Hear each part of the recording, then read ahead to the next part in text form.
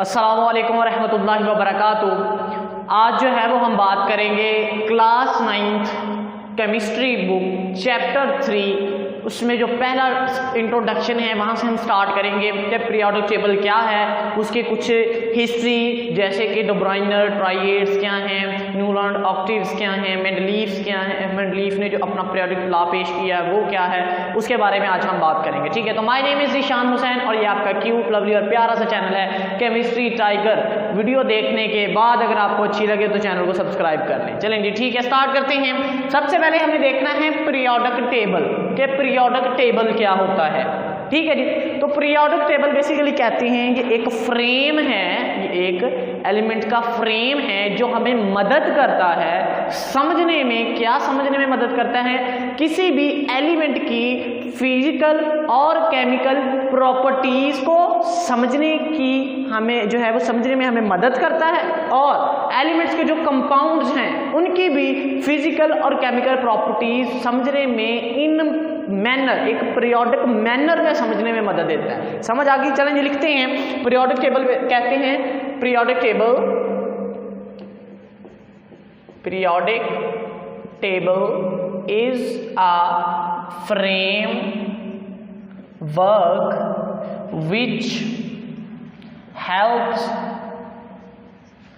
to study physical and chemical properties of element and their compounds, कि भाई compounds और elements in दोनों की जो फिजिकल है इन पीरियोडिक मैनर, एक बिल्कुल पीरियोडिक में, एक मैनर में, एक तरतीब में, पीरियोडिक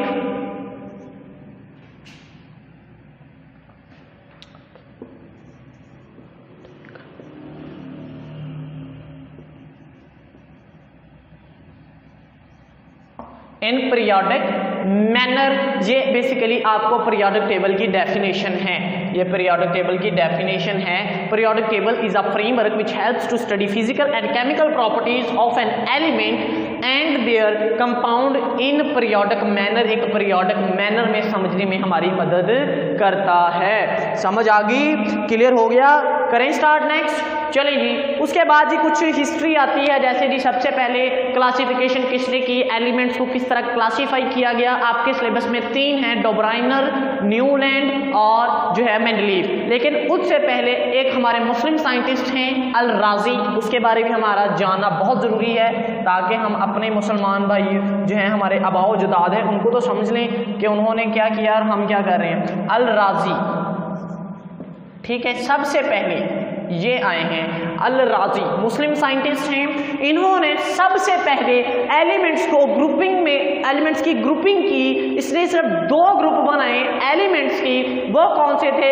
इसने कौन सी बेस बनाई कि भाई इसको अलग कर दे, इसको अलग कर दे। इसने फिजिकल और केमिकल प्रॉपर्टीज को बेस बनाया और मेटल्स और नॉन मेटल्स को अलग अलग किया। समझ आई? इसने फिजिकल और केमिकल प्रॉपर्टीज को बेस मानते हुए मेटल्स और नॉन मेटल्स को अलग अलग किया। समझ आ गई? क्लियर हो गया? ठीक है, समझ आ गई? अल राजी divide the elements in 2 groups, metals and non-metals on the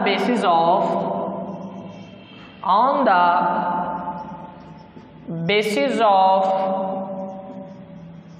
physical and chemical properties। समझ आ गई? सबसे पहले अल राजी साइंटिस्ट हैं जिन्होंने ग्रुपिंग की है एलिमेंट्स की, मेटल्स और नॉन मेटल्स, ताकि हम उसको क्लासीफाई कर सके। इसने बेस किसको बनाया है? किसको? फिजिकल और केमिकल प्रॉपर्टीज को। क्लियर हो गया? कर दें रेस। नेक्स्ट जो आपके सिलेबस में है वो बात शुरू करें शुरू कर ले, नोट कर दे नोट। ओके। ओ कुड़ी हौली हौली बोले मुंडा पूरा खबी है, ओ कुड़ी हौली हौली बोले मुंडा पूरा खबी है। चलें जी, हमारे जो सिलेबस में हैं वो सबसे पहले आते हैं डोब्राइनर,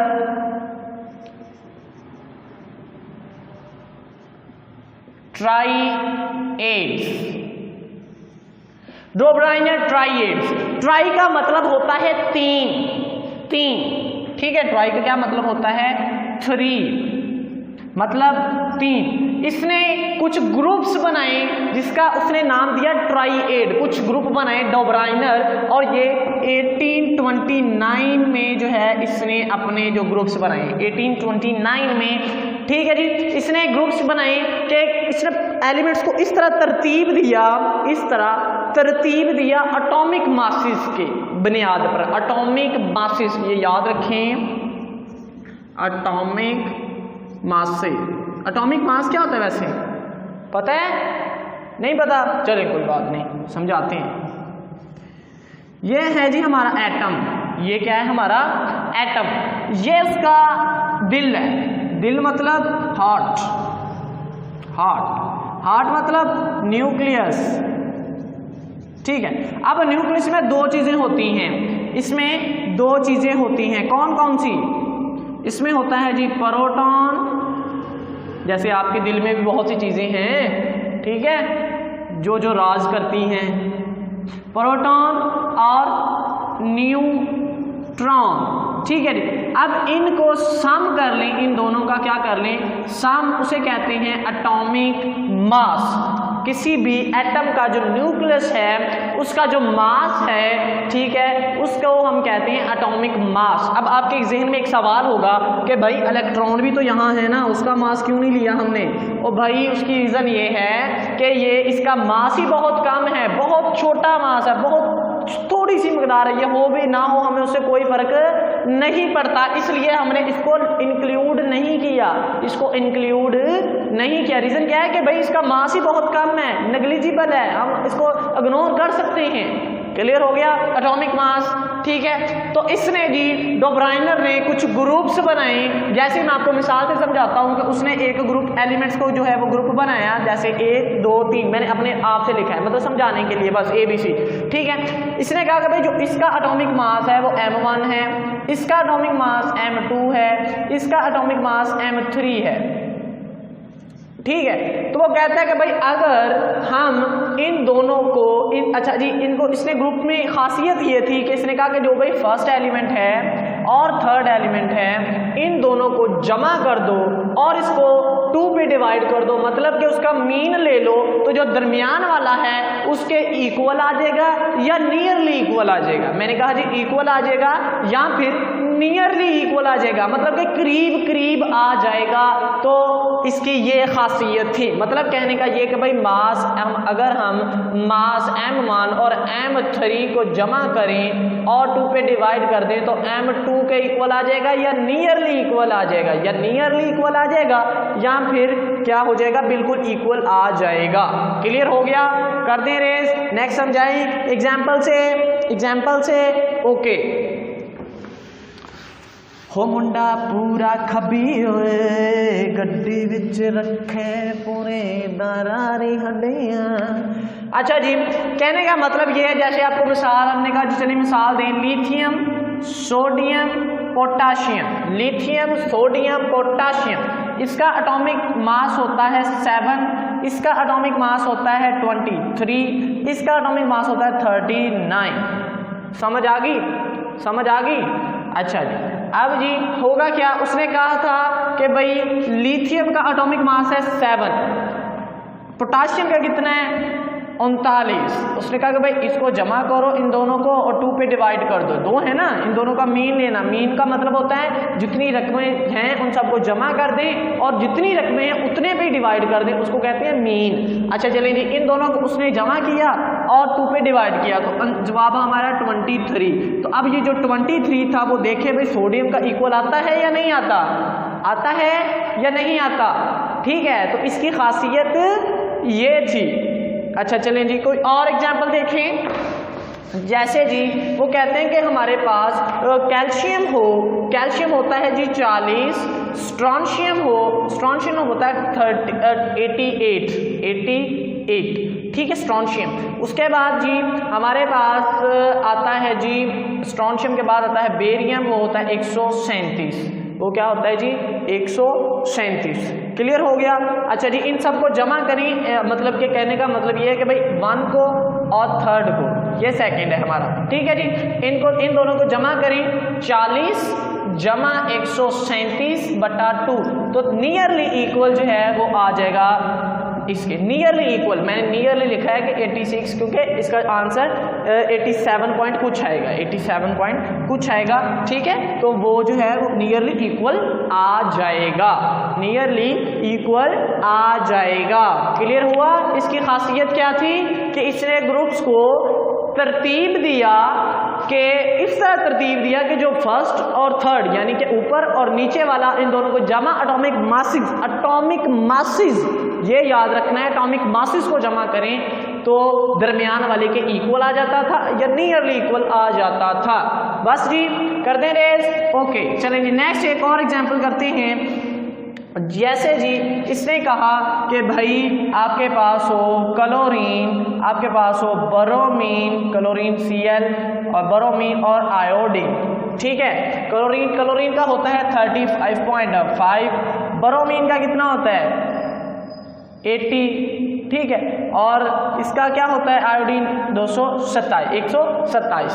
ठीक है, वो कहता है कि भाई इन सबको जमा करो, तो अगर हम इसका मीन लें तो 35.5 डिवाइडेड बाय +1 और डिवाइडेड बाय 2, तो नियरली कितना आ जाएगा 81.25। ठीक है, तो देखिए नियरली इक्वल आ गया, नियरली इक्वल आ गया। तो इसकी ये खासियत थी, ट्राइएड्स जो ब्राइनर ने बनाए कि भाई अगर आप 3 एलिमेंट्स को अरेंज करेंगे इस तरह के ऊपर और नीचे का जो एटॉमिक मासेस उनको जमा करेंगे तो थर्ड वाला आ जाएगा। इसने कुछ एलिमेंट्स को अरेंज किया, समझ आ गई।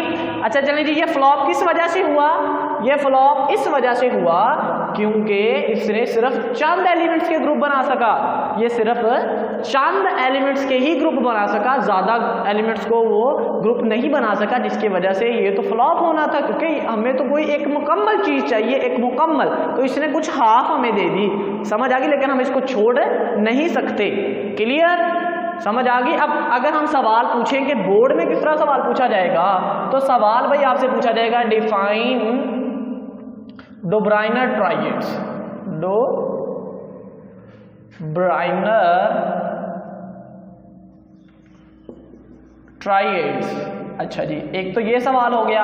अब यही सवाल आपसे दूसरी तरह ये पूछा जाएगा, what is the contribution, which is the contribution of दो ब्राइनर इन पीरियोडिक टेबल, के पीरियोडिक टेबल में दो ब्राइनर का क्या किरदार है। ठीक है, कंट्रीब्यूशन क्या है, तो आप यही लिखेंगे सारी चीजें। अब सवाल पूछने के अंदाज आपसे बदल सकते हैं, लेकिन जवाब आपका एक ही रहेगा। एग्जाम्पल्स आपने नोट कर लेनी है क्योंकि आपकी बुक में सिर्फ एक है, तो आपने अच्छे से इसको जरा तसल्ली से देख लेना है। कर दे रेस, कर दे रेस।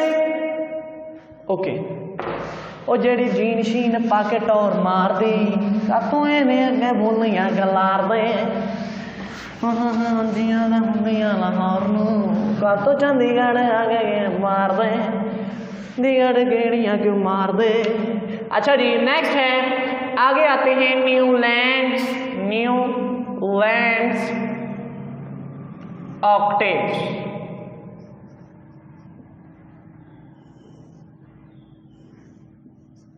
अच्छा जी, ये जो हैं ये 1864 में आते हैं। इन्होंने अपना जो है वो एक लॉ पेश किया। ऑक्टेव का मतलब होता है, केमिस्ट्री में हमेशा याद रखिएगा, जहां पे भी ऑक्ट लिखा होगा ना, OCT, ऑक्ट का मतलब होता है 8, 8। ठीक है, आप अगले नेक्स्ट चैप्टर में जो है वो पढ़ेंगे ऑक्टेव। ऑक्टेव का मतलब डुप्लेट रूल और ऑक्टिव रूल। ऑक्टिव का मतलब ही 8 होता है। ठीक है, ऑक्टिव का मतलब ही 8 होता है। तो इसने जो है न्यूलैंड के एक इंग्लिश केमिस्ट थे, इंग्लिश मतलब ब्रिटिश इंग्लिश केमिस्ट हैं, जिन्होंने एक अपना जो है लॉ पेश किया ऑक्टिव। उस लॉ में क्या खासियत थी, इसने कहा कि भाई आप एलिमेंट्स को इस तरह अरेंज करेंगे according to atomic masses, according to atomic masses. ठीक है, कि भाई उस एलिमेंट्स को अरेंज कर दें in by increasing atomic number, by increasing, भाई उसका एटॉमिक नंबर इंक्रीज कर रहा हो तो आठवां एलिमेंट जो होगा वो पहले एलिमेंट के साथ रिजेंबल हो जाएगा, उसकी प्रॉपर्टीज मतलब मैच कर जाएंगी, उस जैसी हो जाएंगी पहले की 8वें के साथ, पहले की 8वें के साथ, दूसरे की अगले, मतलब कि अगले हर एलिमेंट जहां से मर्जी गिनती शुरू कर दें वहां से 8वां जो एलिमेंट होगा वो उसके साथ रिजेंबल कर जाएगा, उसकी प्रॉपर्टीज सेम हो जाएंगी। समझ आ गई? तो लॉ ऑफ ऑक्टेव क्या लिखता है, इफ we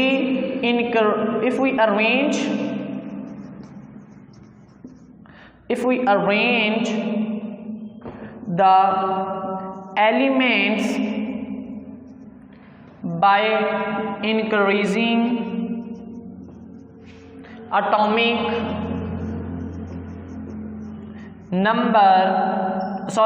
mass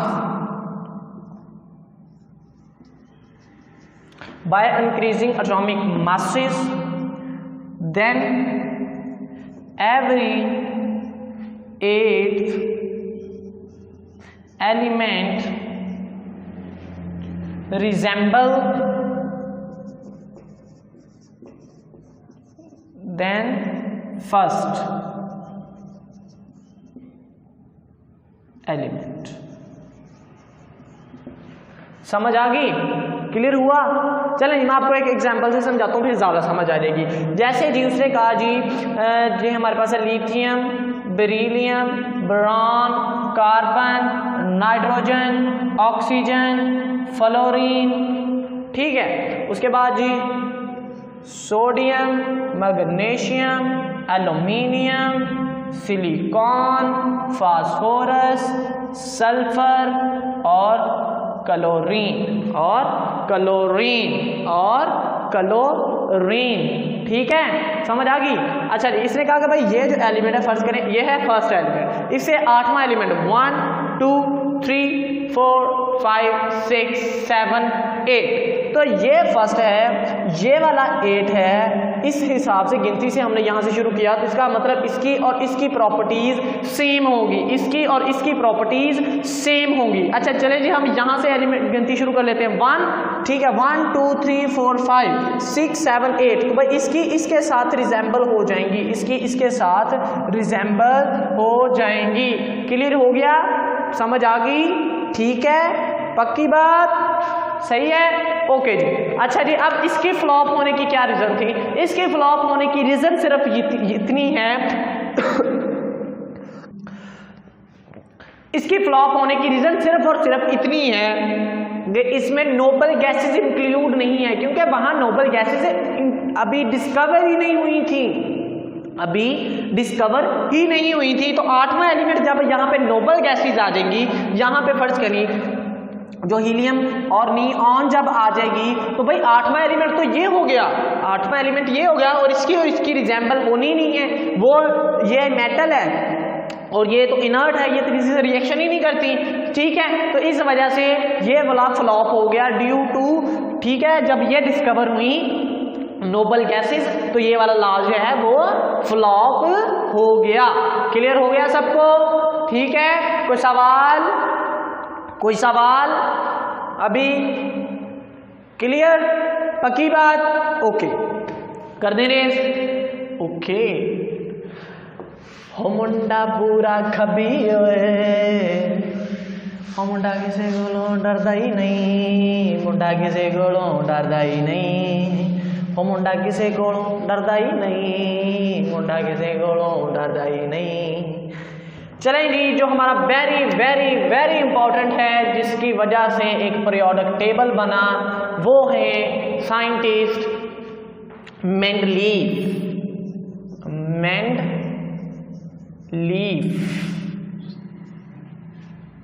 मेंडलीफ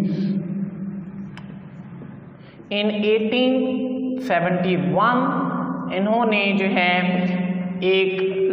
जो है मेंडलीफ एक साइंटिस्ट हैं जिन्होंने एलिमेंट्स का सबसे पहले पीरियोडिक टेबल बनाया। ये आपकी टेस्ट योरसेल्फ में सवाल है, वो कौन सा साइंटिस्ट है जिसने सबसे पहले पीरियोडिक टेबल का लफ्ज़ यूज़ किया? तो वो है मेंडलीफ। वो क्या है? मेंडलीफ। देखें, सबसे पहले जी आपको अल राजी की तो बात, मतलब वो बाद में, वो पहले होगी बात। चलें जी आगे आ जाए। ट्राइएड्स, जो हमारे डोबराइनर हैं उन्होंने ट्राइएड्स का कह दिया। नेक्स्ट आ गए न्यूलैंड, उन्होंने ऑक्टेव्स का कह दिया। मेंडलीफ ने पहली दफ़ा पीरियोडिक टेबल लफ्ज़ इस्तेमाल किया, पीरियोडिक टेबल। इसने एलिमेंट्स को अरेंज किया by increasing atomic number, atomic mass, by increasing atomic mass, by increasing atomic mass. पहली दफ़ा जो है इसके दौर में 63 एलिमेंट्स जो हैं वो डिस्कवर हो चुके थे। ठीक है, 63 एलिमेंट्स जो हैं वो क्या हो चुके थे? डिस्कवर हो चुके थे।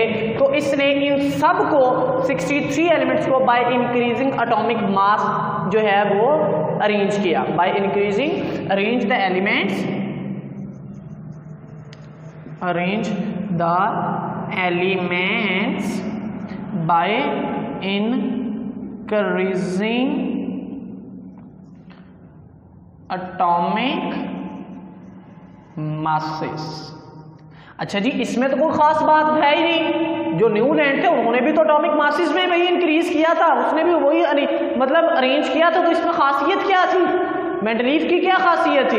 तो भाई इसमें एक बहुत ही इंपॉर्टेंट चीज इसने जो बताई वो थी कि भाई इसने एक सिर्फ मॉडिफाई किया न्यूलैंड की बात को, सिर्फ मॉडिफाई किया। समझ लें कि उसने कहा था कि भाई हर 8वां एलिमेंट जो है वो अपनी एलिमेंट्स को, जो अपनी प्रॉपर्टीज हैं वो दोबारा रिपीट करेंगे। 8वां एलिमेंट दोबारा रिपीट करेगा, फर्स्ट वाली प्रॉपर्टी शो करेगा। लेकिन इसने सिर्फ इतना कह दिया कि भाई एक रेगुलर इंटरवल के बाद, रेगुलर इंटरवल कुछ वक्फे के बाद हर एलिमेंट अपनी प्रॉपर्टीज जो है वो दूसरे एलिमेंट के साथ रिजेंबल कर लेता है, अपनी प्रॉपर्टीज दूसरे के साथ शो करवा देता है, उस जैसी हो जाती हैं उसकी प्रॉपर्टीज। कुछ इंटरवल के बाद, कुछ वक्फे के बाद अगर आप इंक्रीजिंग एटॉमिक मासेस करते हुए एलिमेंट्स को अरेंज करते हैं तो कुछ देर बाद जो एलिमेंट्स हैं वो अपनी प्रॉपर्टीज शो कर देते हैं दूसरे जैसी। कुछ इंटरवल के बाद, इसने 8 का लफ्ज़ ही नहीं यूज़ किया, अपने उसने इस तरह का चक्कर ही खत्म कर दिया कि भाई मुझे कोई ये पूछे ही ना कि भाई कौन सा एलिमेंट। इसने कहा कुछ इंटरवल के बाद, इंटरवल, ठीक है, इसने बात ही सारी झंझट खत्म कर दिया।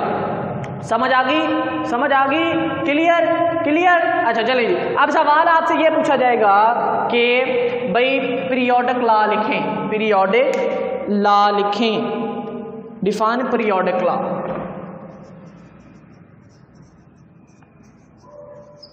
ठीक है, तो वो कहता है पीरियोडिक लॉ क्या है। ठीक है, इसने कहा कि भाई जो प्रॉपर्टीज हैं वो एटॉमिक मासेस, जो एलिमेंट्स की प्रॉपर्टीज हैं वो एक पीरियोडिक फंक्शन है। Properties of an element is a periodic function of atomic masses, periodic function of atomic masses. चलें जी लिखें, प्रॉपर्टीज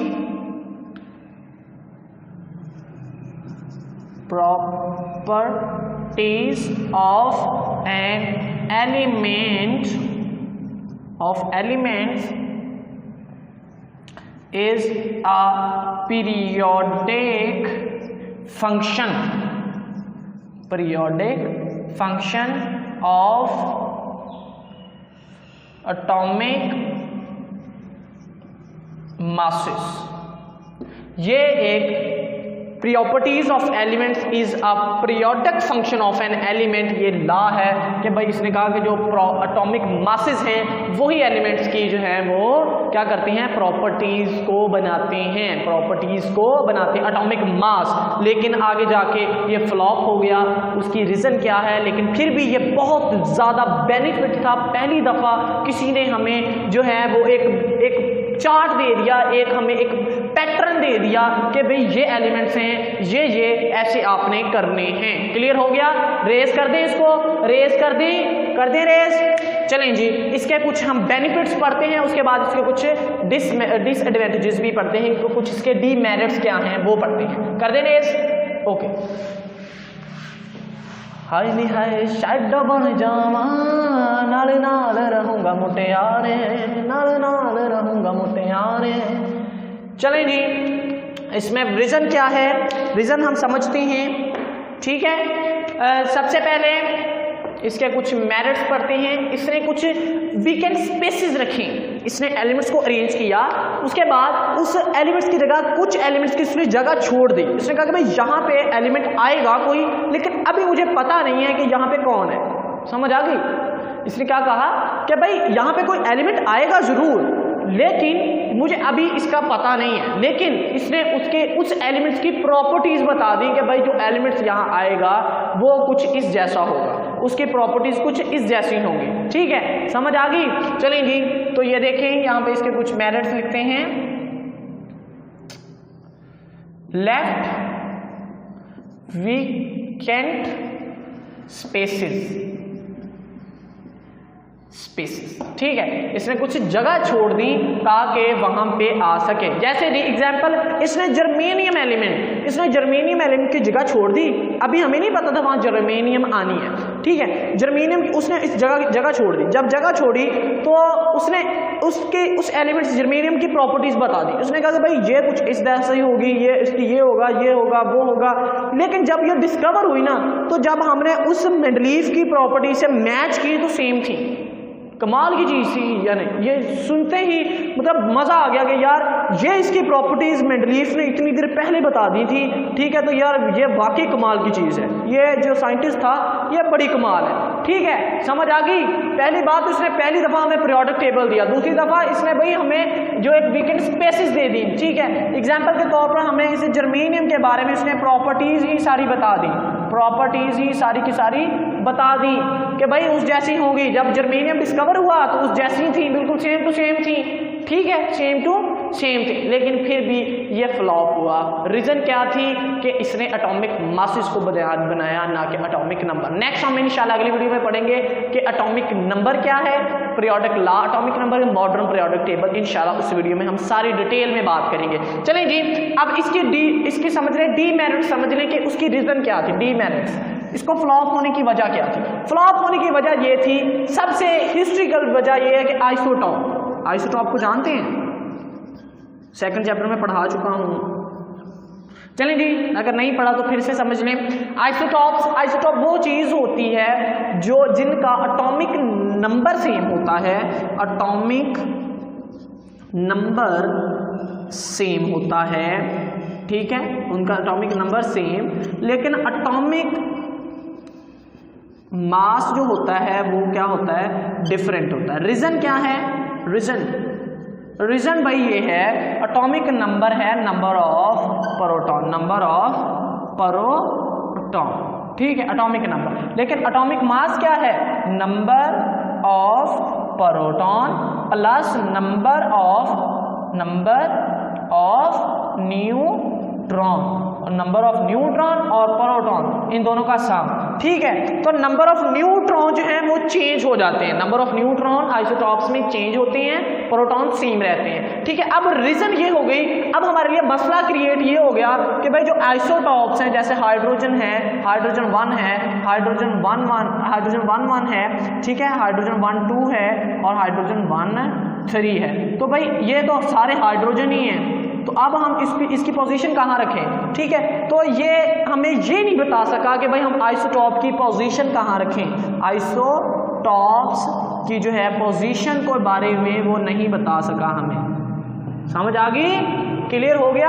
आइसोटॉप की पोजीशन नहीं हमें बता सका ये, जिसकी वजह से ये फ्लॉप हो गया। कुछ और भी रीजंस हैं जो कि आपके सिलेबस में नहीं है, इसलिए हम बस यहाँ पे पढ़ते हैं, ठीक है। वो इंशाल्लाह जब आप सेकंड ईयर में हो जाएंगे तो इंशाल्लाह मैं आपको पढ़ाऊंगा उस वक्त मुकम्मल तौर पर। तो आइसोटॉप्स की पोजीशन को जो है वो डिस्कवर वो हमें बयान ही नहीं कर सका, डिस्क्राइब ही नहीं कर सका, जिसकी वजह से ये फ्लॉप हो गया। वीडियो अच्छी लगी तो लाइक करें, चैनल को सब्सक्राइब नहीं किया तो कर लें। मिलते हैं अगली वीडियो में। खुदा